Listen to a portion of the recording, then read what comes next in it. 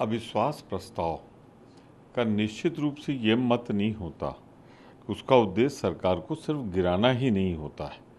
अविश्वास नीतियों, कार्यक्रमों और जो ख़ास तौर से पिछले 6 महीने सरकार का कामकाज रहता है।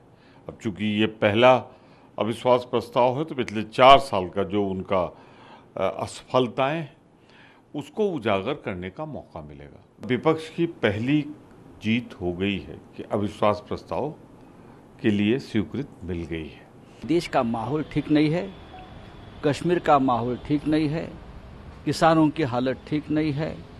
नोटबंदी के बाद देश की अर्थव्यवस्था ठीक है, आप छठी अर्थव्यवस्था बन गई होगी, लेकिन किसान आत्महत्या कर रहा है। हमारा महाराष्ट्र का किसान सड़क पर उतरा है।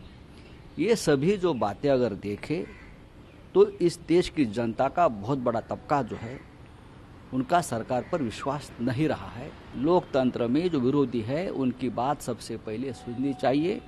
विरोधियों की आवाज़ ये हमेशा जनता की आवाज़ होती है। ये मानने वाले हम लोग हैं, चाहे हम सत्ता पे हो या ना हो। अवाम के बीच में अविश्वास प्रस्ताव पहले ही पारित हो चुका है, तो सदन में मैं समझता हूं अविश्वास प्रस्ताव आना वो अवाम के अविश्वास प्रस्ताव के पारित होने का द्योतक है। सरकार हर मोर्चे पे विफल है, न सिर्फ विफल है, अहंकार में आपाद मस्तक डूबी हुई है। ऐसी सरकार हमारे हिंदुस्तान की जन सरोकार वाली सरकार नहीं है। इसका बहस के अंदर भी फैसला हो जाएगा। लो कॉन्फिडेंस मोशन अपोजिशन ने मूव किया है, वो सरकार को एक तरह से एक्सपोज करने के लिए, क्योंकि सरकार किसी चीज़ पर बहस कराने को तैयार नहीं है।